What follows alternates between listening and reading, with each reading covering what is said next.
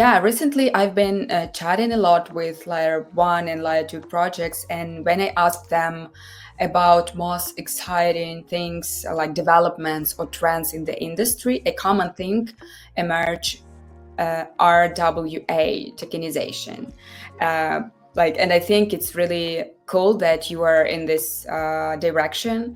So, why it matters, and Mantra's essential role in this?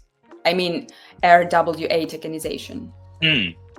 So I think it matters because like when smart contracts became a thing in the industry, and it said that all of these heavy operational processes that are like expensive and take a lot of people in the real world, once you can automate a lot of that and bring trust from there on chain as well, it opens up a new way of looking at it. So think of it this way: if the internet did for your data and brought it online, then a blockchain does for your value and brings it on chain.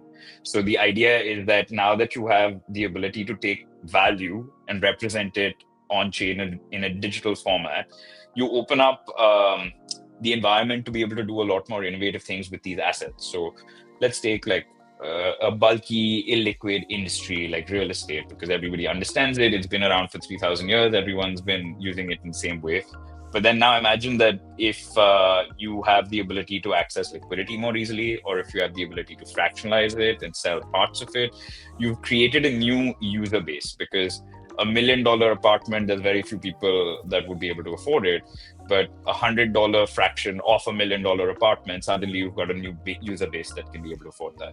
And by bringing all of this logic on chain, you're not necessarily adding to the operational costs and from a business perspective, but you're also creating like the scalability effect, because whether you're building a smart contract for one user or 100 million users, the logic is the same. And if the blockchain is able to deal with that kind of load in terms of transactions, throughput and processing, then you're able to get that across. So I think RWAs is like the realization of the promise of blockchain, which is decentralized trust, accessibility from around the world, being able to get into an industry that otherwise you wouldn't have been able to.